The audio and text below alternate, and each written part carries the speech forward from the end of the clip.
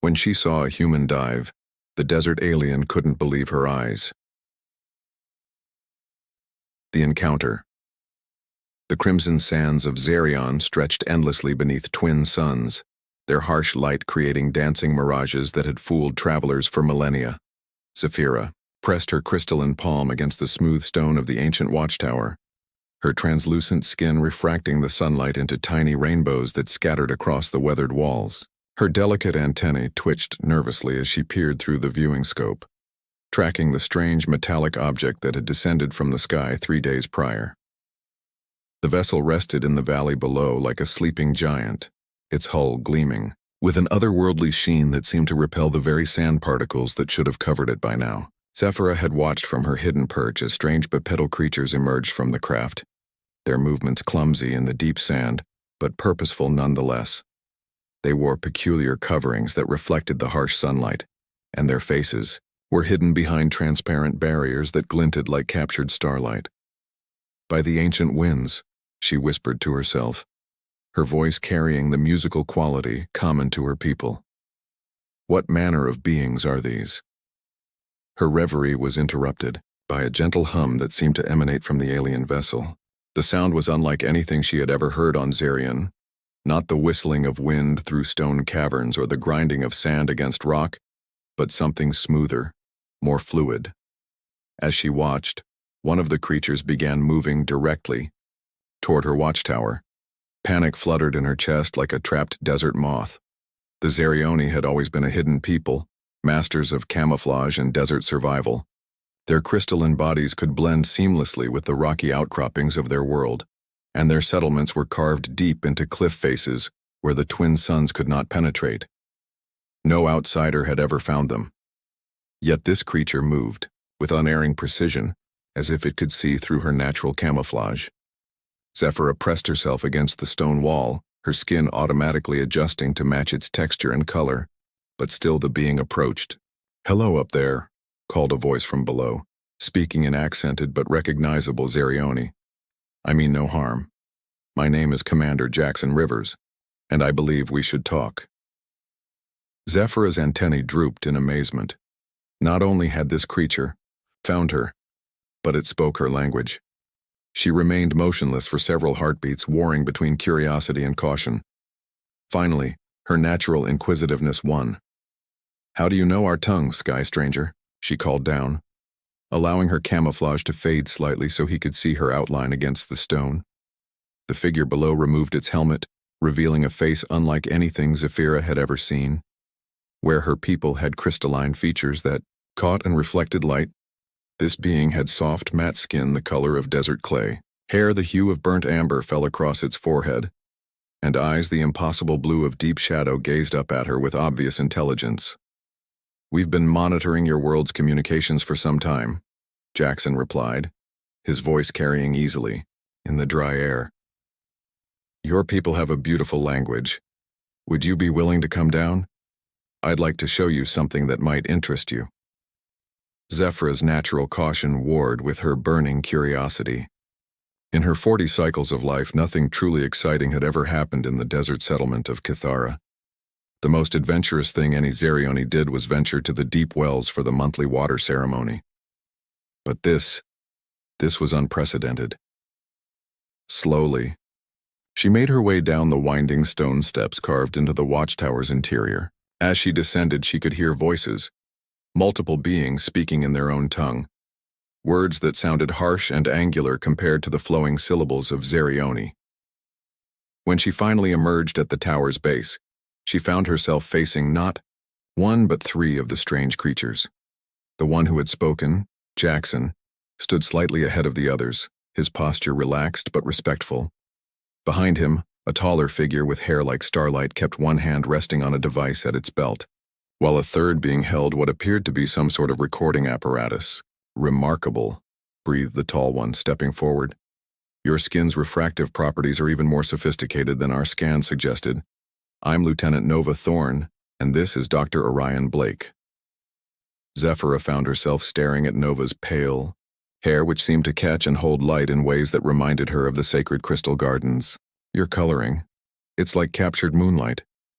Nova smiled, and Zephyra realized that the expression involved stretching the mouth upward, a gesture unknown among her people, who communicated emotion through the movement of their antennae and the shifting colors of their skin. "Where do you come from?" Zephyra asked, her antennae now fully extended with curiosity. "The stars themselves?" "In a way," Jackson replied. "We come from a world called Earth, approximately 47 light-years from here. But what makes it remarkable isn't the distance, it's what covers most of our planet's surface." Dr. Blake stepped forward, activating his recording device. "Zephyra, may I call you that? What I'm about to tell you might sound impossible. Our world is covered mostly by water, vast oceans, lakes, and rivers of liquid that stretches from horizon to horizon." Zephyra's skin flickered through several colors in rapid succession, a sign of extreme emotional disturbance. "Water? But that would destroy everything. Water is the great dissolver, the force that breaks down rock and ruins settlements. How could you live surrounded by such destruction?" The three humans exchanged glances, and Nova stepped closer. "That's just it. For us, water isn't destructive, it's life itself. Every creature on our world depends on it. We drink it, we grow our food with it, and—" She paused, seeming to consider her words carefully. "We even immerse ourselves in it for pleasure." "Immerse yourselves?" Zephyra's antennae quivered. "You mean you enter the water while still alive?" "Not just enter it," Jackson said, his eyes lighting up with enthusiasm. "We dive beneath its surface, explore its depths, play in it. Some of our greatest discoveries have been made underwater." Zephyra's legs nearly gave out beneath her. The concept was so alien, so fundamentally opposed to everything she had been taught about the nature of existence, that her mind struggled to process it. Water was sacred on Xerion precisely because it was so dangerous and rare. The monthly water ceremony involved the careful measurement and distribution of precious drops collected from deep underground wells. To deliberately enter water, to surround oneself with it— "I think," she said slowly, "that you may be the most insane beings in the universe." The humans burst into laughter, another alien gesture that involved rhythmic vocalization and shaking of the shoulders. Surprisingly, Zephyra found the sound pleasant, musical in its own way. "Would you like to see our ship?" Nova asked when the laughter subsided. "We have what you might call a water room, a place where we've recreated a small piece of our homeworld. Seeing it might help you understand." Zephyra looked back at her watchtower, then at the alien vessel in the valley below. Every instinct told her to decline, to return to the safety of her hidden settlement. But another part of her, the part that had always wondered what lay beyond the endless dunes, whispered that this might be the only chance she would ever have to see something truly miraculous. "If I come with you," she said carefully, "do you promise to return me safely to my tower?" "Of course," Jackson replied solemnly. "You have my word as a starship commander." The walk to the vessel took nearly an hour, during which Zephyra peppered her new companions with questions about their world.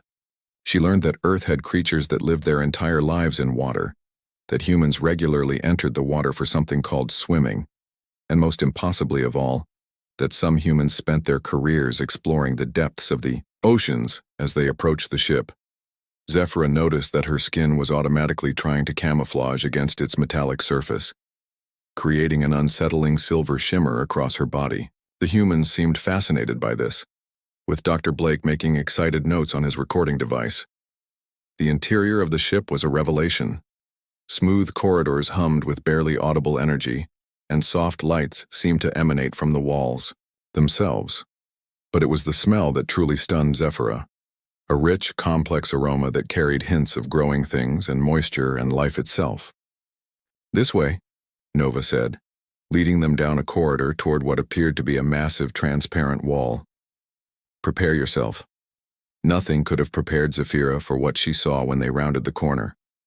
Beyond the transparent barrier lay a chamber filled with crystal-clear liquid that stretched from floor to ceiling and wall to wall.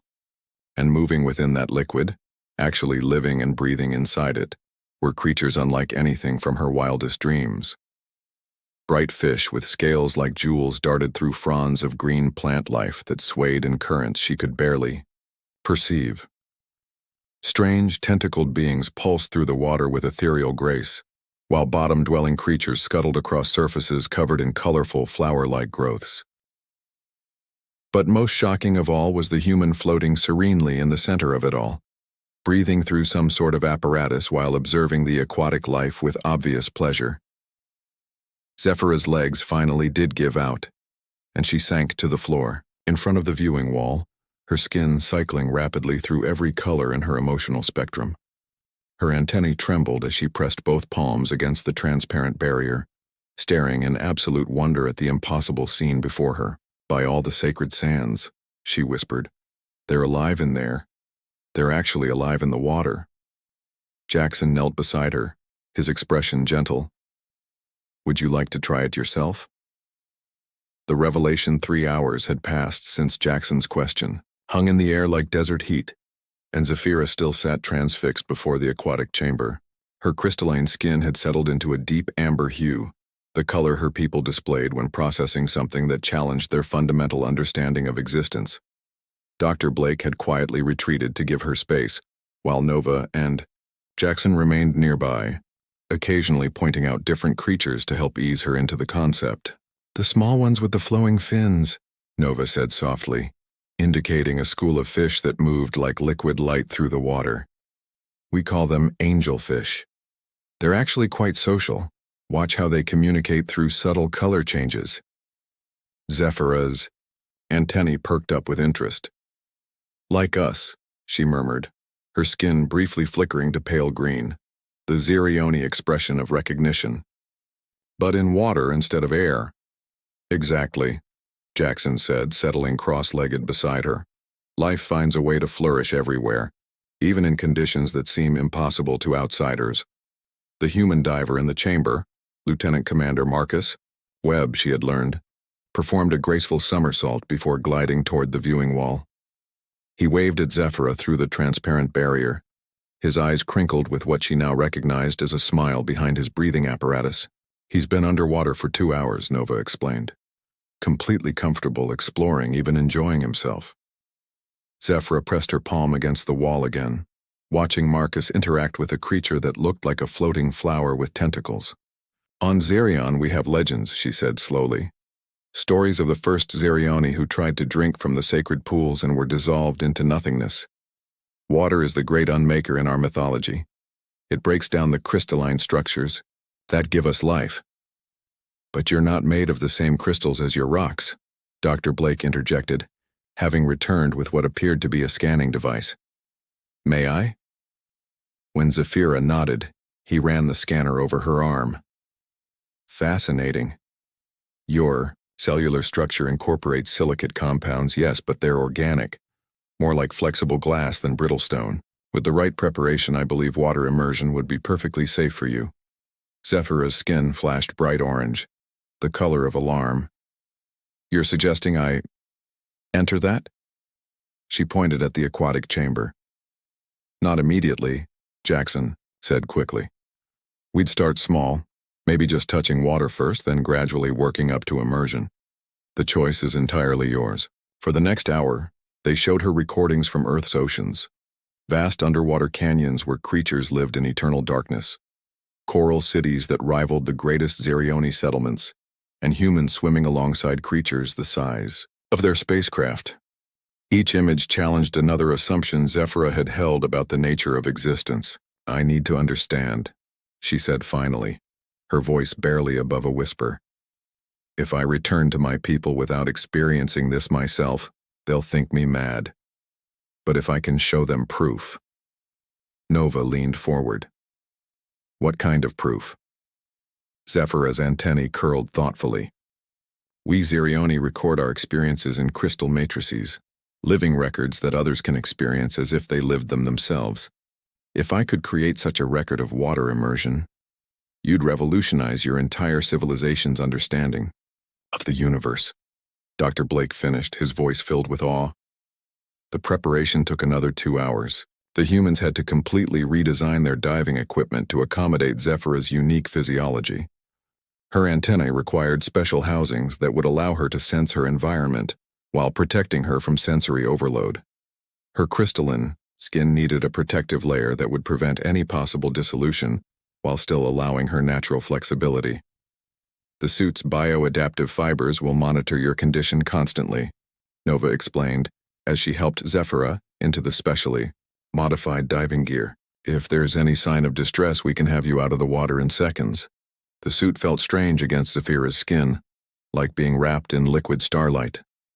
The breathing apparatus took several minutes to adjust to, requiring her to consciously override millennia of evolutionary programming that screamed against allowing anything to cover her respiratory membranes. "Remember," Jackson said as they stood at the edge of the chamber's entry pool, "water will feel different than air. Heavier, more supportive.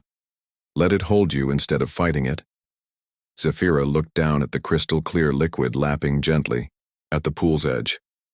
In the depths beyond, she could see the aquatic garden she had been observing, now waiting for her to experience it firsthand. Marcus Webb floated nearby, ready to guide her first underwater journey. "By the ancient winds," she whispered, then stepped forward. The first touch of water against her suited feet sent shockwaves through her entire being. Every instinct screamed at her to flee, but the liquid didn't burn or dissolve. It simply caressed her like the gentlest desert breeze. Slowly, she lowered herself deeper, feeling the water rise up her legs past her waist, toward her chest. "Breathe normally," Nova's voice came through the suit's communication system. "The equipment is working perfectly." When the water finally covered her completely, Zephyra experienced a moment of pure primal terror. She was immersed in the Great Destroyer, the substance that had haunted her people's nightmares for generations. But as seconds passed and she remained intact, the fear began to transform into something else entirely. Wonder. The water didn't fight her movements, it supported them, made them graceful in ways that walking on sand never could. When she moved her arms, the liquid flowed around them like liquid music. Her modified antennae picked up vibrations and currents that painted a three-dimensional map of her surroundings more detailed than anything she had ever experienced on land. Marcus approached slowly, his movements deliberately non-threatening. He gestured toward a nearby coral formation, and Zephyra found herself actually gliding through the water toward it. The coral was alive, she realized, each polyp reaching toward her with curiosity rather than fear. When she reached out tentatively, the tiny creatures responded to her touch with gentle pulses of bioluminescence. "They're welcoming you." Nova's voice carried a note of amazement. "We've never seen them respond to a new presence like that before." As Zephyra explored deeper into the aquatic garden, her fear continued melting away, replaced by an euphoria she had never imagined possible. Schools of fish parted around her like living curtains, their scales catching the filtered light and throwing rainbow patterns across her crystalline skin. She discovered that she could communicate with some of the creatures through her antennae, vibrations establishing a primitive but real dialogue with beings that had never seen desert sand. "I understand now," she said, her voice filled with breathless excitement. "Water isn't the destroyer. It's the connector.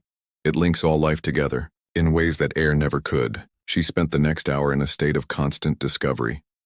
She learned to glide through underwater canyons formed by towering kelp forests, to dance with jellyfish whose translucent bodies reminded her of Zerioni crystal art, and to explore hidden grottos where bioluminescent creatures created light shows that rivaled the twin sunsets of her home world.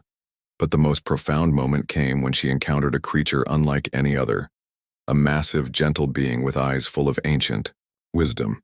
Marcus had called it a whale through the communication system, explaining that these creatures were among Earth's most intelligent inhabitants. The whale approached Zephyra with obvious curiosity, its enormous form moving with surprising grace. When it sang, a deep, resonant call that she felt through every crystal matrix in her body, Zephyra understood that she was experiencing something sacred. This was communication on a level that transcended species, world, or even the medium of water itself. Tears, an impossible thing for a desert dweller, formed in her eyes as she reached out to touch the whale's skin. In that moment, she realized that her entire world's understanding of existence had been transformed. Water wasn't just safe. It was a gateway to forms of life and beauty that Xerion's harsh deserts could never support. When she finally emerged from the chamber 3 hours later, Zephyra's crystalline skin had permanently changed. Where once it had been purely translucent, it now held depths and currents that seemed to flow like captured water. The experience had literally transformed her at a cellular level. "The crystal matrix," she said, holding up a small glowing stone that had been recording her entire experience. "My people will live this with me. They'll understand that water isn't our enemy. It's the key to a larger universe." Jackson smiled, water still dripping from his own dive suit. "So what happens now?" Zephyra looked back at the aquatic chamber, then toward the ship's viewports where Xerion's desert landscape stretched endlessly under its twin suns. "Now I become the bridge," she said. "Between the desert and the depths, between fear and wonder. My people have spent millennia hiding from the universe, but today I learned that the universe is far more beautiful and welcoming than we ever dared imagine." As the ship prepared for departure, Zephyra stood once more at the observation deck, but now her perspective had fundamentally shifted. The desert below wasn't just her home. It was one small part of an infinite cosmos filled with wonders beyond imagination. And somewhere among the stars, other beings were probably looking up at their own skies, wondering if they were alone. Thanks to 3 brave explorers and 1 impossible afternoon underwater, she now knew the answer. The universe was not just vast and alive. It was connected by currents deeper than any ocean, flowing between worlds like the very water that had shown her the true meaning of life itself.